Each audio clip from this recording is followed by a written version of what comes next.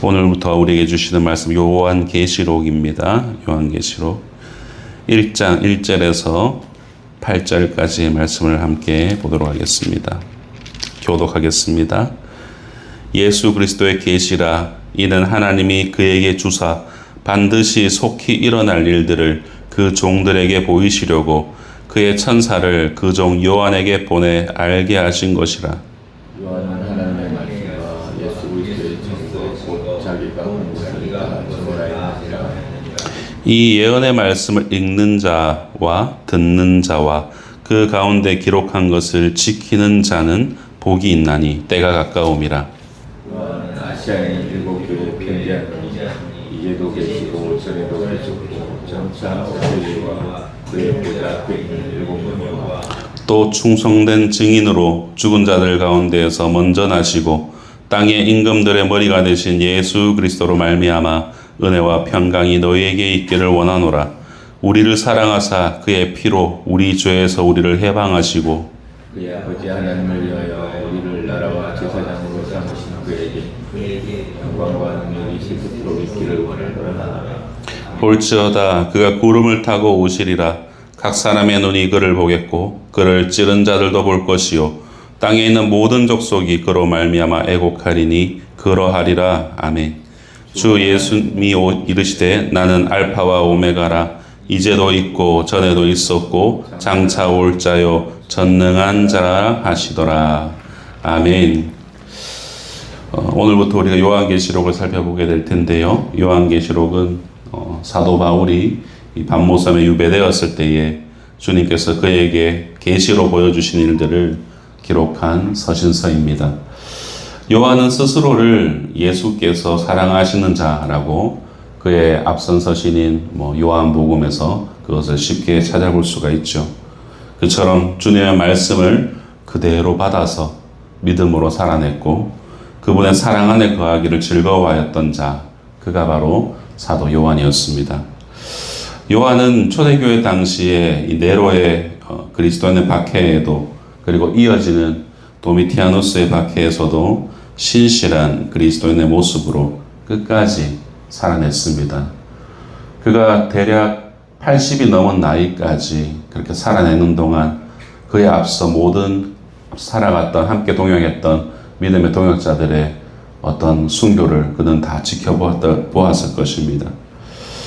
계시록에서 쓰여질 당시에 그는 이 도미티아누스의 시대에 같이 살고 있었던 그리스도인들의 어려운 상황을 누구보다 잘 알고 있었고 같은 상황을 공유하고 있었기 때문에 그 형편에 대해서 잘 알고 있었을 것입니다. 그래서 요한계시록은 계시를 통한 예언의 말씀이면서도 또한 동시에 그 동시대를 살아갔던 그리스도인을 향한 위로와 격려, 응원의 서신이기도 한 것입니다. 요한계시록은 예수님의 1세대 제자들 이후로 아주 신비 가운데 덮여져 있었습니다. 그 이해의 간극이 크기 때문에 요한계시록에 대한 온갖 해석들은 시도되었고 수많은 이단교파들이 본문을 자의적으로 해석하면서 말씀을 왜곡하는 일에 이 요한계시록을 많이 사용하였죠. 특별히 우리가 잘 알고 있듯이 신천지에서는 이 요한계시록을 통하여서 많은 사람들을 미혹합니다.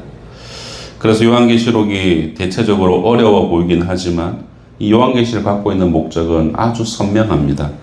하나님의 능력 그리고 하나님의 공의의 궁극적인 승리를 말하고자 하는 것, 그것이 바로 요한계시록의 목적이죠. 지금은 비록 어둡고 비참해 보일지라도 최후의 그 순간에 마침내 우리의 진정한 왕이 나타나셔서 영광스럽고 찬란한 승리의 빛을 우리에게 비춰주실 것에 대해서 요한계시록은 우리에게 가르쳐 줍니다. 이 땅 가운데 종말은 반드시 올 것이고 종말이 와야만 새 하늘과 새 땅이 열릴 수 있죠. 그리고 이 새 나라는 예수 그리스도를 구주로 영접한 자, 곧 무슨 의미인가요? 예수를 알고 그의 가르침을 이해하고 순종하는 믿음이 있는 자, 그가 바로 예수를 영접한 자죠. 그러한 영접한 자만이 들어갈 수 있는 나라, 그 나라가 바로 새 하늘과 새 땅입니다. 그렇게 종말이 와야만 이와 같은 새로운 역사는 일어납니다. 그렇다면 종말은 우리에게 기다림의 시간이 될 것이고 단순히 죽음에서 건져진다는 것에서 끝나는 것이 아니라 주님과 함께하는 새로운 역사에 동참하게 된다는 기쁨의 시간, 그것이 바로 될 수 있는 것입니다. 바로 그것을 알려주고 소망을 품게 하는 것이 이 요한계시록의 의도죠.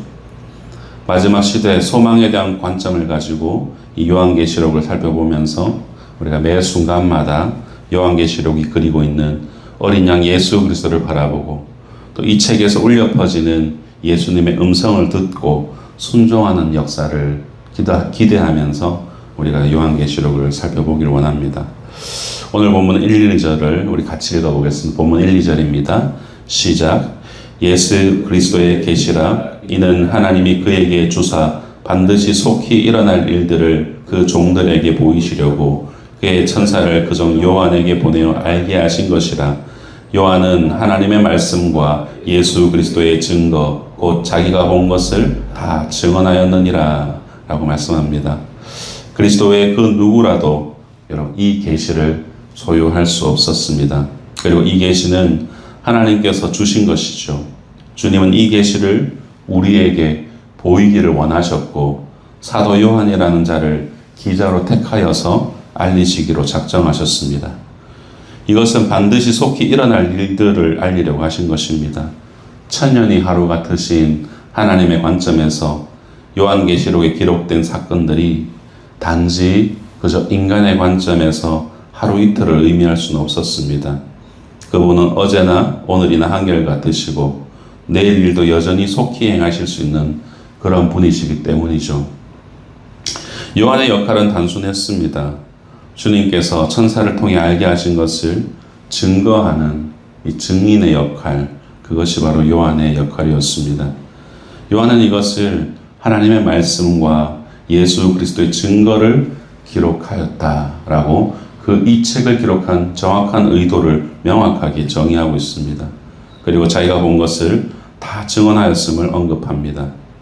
자신이 지금 이곳 반모섬에 유배되어 있는 것도 하나님의 말씀과 예수 그리스도를 증거하였기 때문입니다. 여러 박해에도 불구하고 요한은 끝까지 믿음을 지키며 그리고 예수 그리스도 신앙 안에서 흔들리지 않았던 것, 복음을 위해서 목숨까지도 아끼지 않았던 것, 바로 그러한 순교자의 정신을 가지고 지금 이 요한계시록 서신을 써가고 있는 것이죠. 성도 여러분, 모든 그리스도인의 궁극적인 사명은 본 것을 다 증언하는 것. 여러분, 이것이 우리가 경험한 것, 우리가 본 것을 증언하는 것이 모든 그리스도인들의 사명입니다. 그렇다면 이제까지 여러분들이 본 것, 제가 본 것은 무엇입니까? 우리가 경험한 그리스도인의 신앙은 무엇인가요? 주님께서 우리에게 허락하신 이러한 신앙의 공간, 믿음의 공간 속에서 우리는 어떻게 살아가고 있습니까? 이 길 위에서 매 순간 하나님을 기억하고 생각하면서 주님의 사람들로 살아가기를 소망하는 그런 자들에게 주님께서는 요한을 통해서 이렇게 약속하시죠. 여러분 3절을 보십시오. 이 예언의 말씀을 읽는 자와 듣는 자와 그 가운데서 기록한 것을 지키는 자는 복이 있나니 때가 가까움이라 라고 말씀합니다. 읽는 자, 듣는 자, 그리고 그 가운데에 기록된 것을 지키는 자, 이들에게 하나님의 복을 주시겠다라고 하십니다.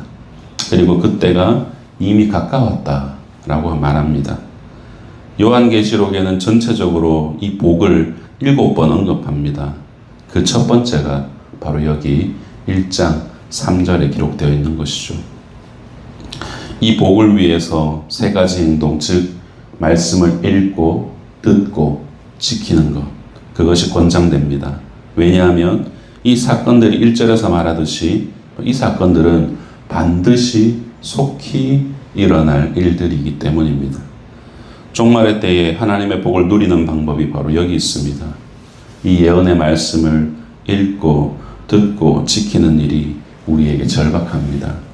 사도 요한이 읽고 듣고 지키는 것에 대해서 언급하는 것이 요한계시록에 국한된 것이 아니라 예수 그리스도의 가르침 전체를 말하는 것이죠.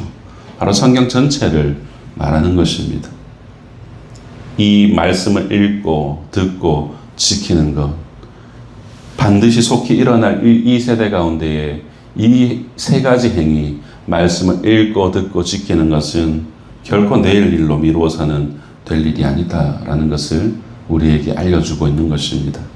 사랑하는 성도 여러분, 요한계시록이 어렵게 느껴지신다면 그럼 다른 것은 다 잊어도 이 성경의 말씀을 읽고 듣고 그것을 지키는 일에 대해서는 반드시 기억해야 됩니다. 그레고리 K.B.1이라는 요한계시록의 저명한 주회가가 있습니다. 그가 이 1절에서 3절을 이 요한계시록의 전체를 요약한다고 그는 말을 합니다. 그렇게 요한은 이 계시의 핵심을 말하고서 이제 구체적으로 이 서신을 풀어가기 시작하죠.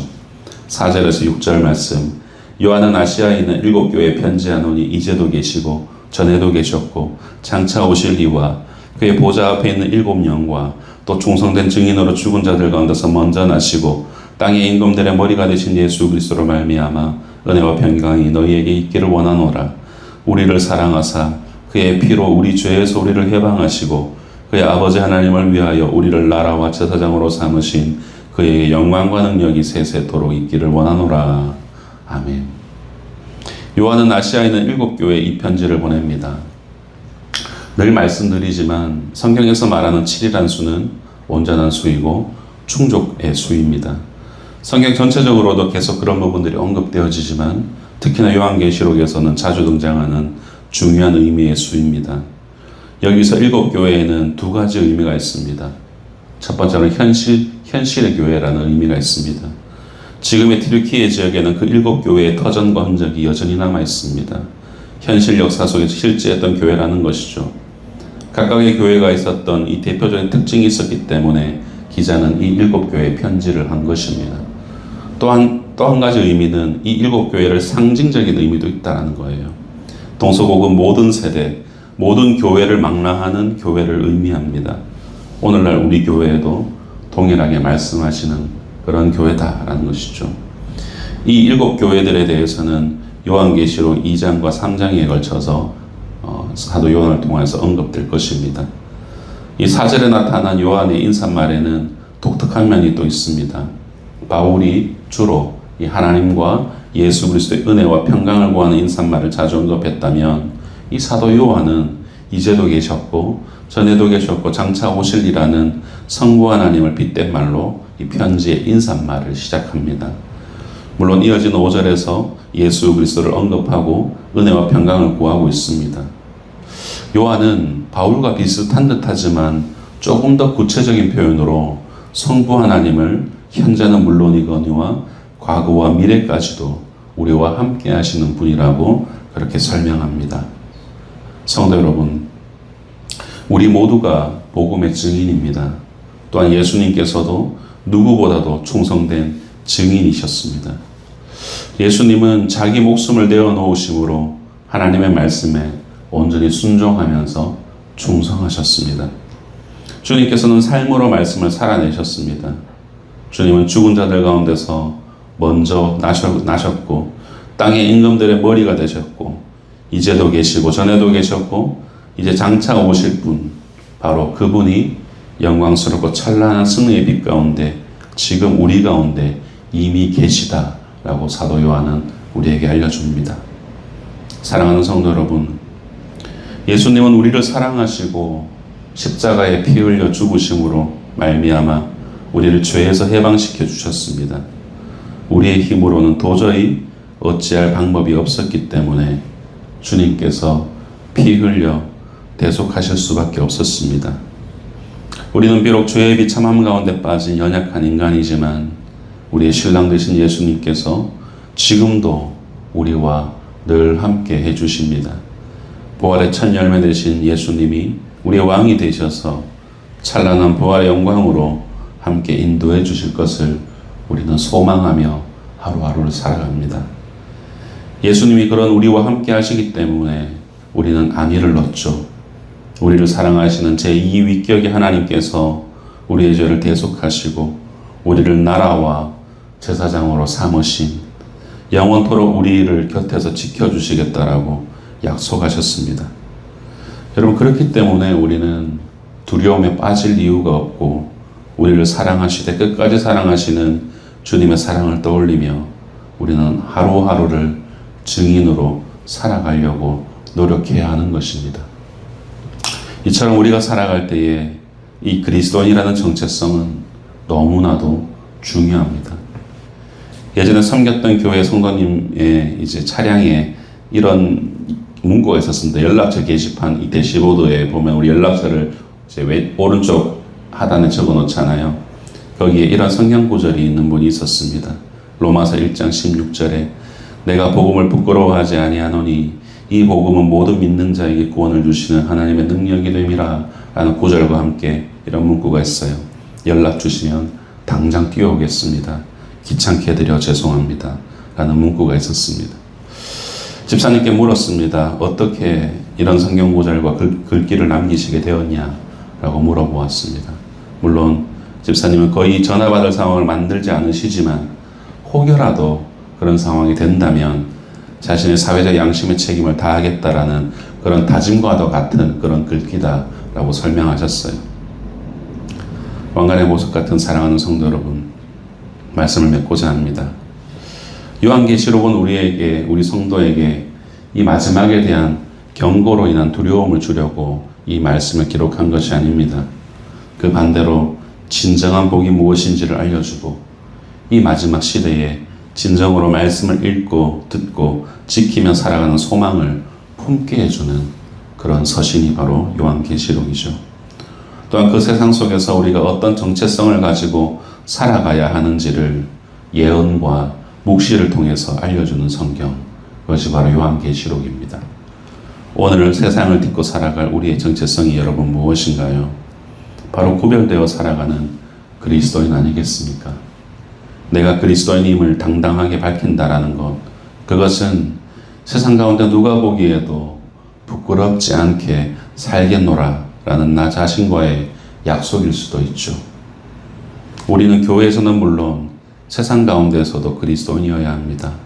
그렇기에 우리가 흔히 말하는 예배의 삶, 삶의 예배, 바로 예배의 생활화와 생활의 예배화를 우리는 이루어 가야 하는 것이죠. 그저 우리 성도들끼리 아등바등 모여서 잘 살다가 주님을 만나는 것, 그것이 결코 우리의 목표가 되어서는 안 되는 것입니다. 우리는 교회를 통해서 우리의 가정에도 영향을 끼쳐야 되고, 또한 우리가 발길 곳에서 세상 가운데서도 나아가 바르게 살기 위한 힘을 얻고 복음과 성령의 능력으로 선한 영향력을 우리는 끼쳐야 합니다. 그래서 세상이 우리를 보면서 그리스도인이 누구인지를, 복음이 무엇인지를, 주님을 따르는 자의 삶의 모습은 어떠한지를 우리를 통해서 경험하고, 그래서 나도 주님을 따르겠노라고 고백이 나올 수 있도록 도와주는 자들, 축복의 통로가 되는 자들, 마중물의 삶을 사는 자들, 그러한 삶이 바로 우리 그리스도인의 삶인 것입니다. 물론 주님의 사랑으로 이렇게 살아간다라는 것 결코 쉽지 않은 일이죠. 그러나 처음과 끝이 되시고 이제도 계시고 전에도 계셨고 장차 오실 이 주님께서 우리와 지금 이 순간에도 함께 하시기 때문에 우리는 넉넉히 승리할 수 있을 것입니다. 오늘 하루 우리로 넉넉히 승리케 하시는 우리 주 예수 그리스도의 은혜가 저와 여러분 삶에 충만하시기를 주님의 이름으로 축원드립니다. 기도하겠습니다.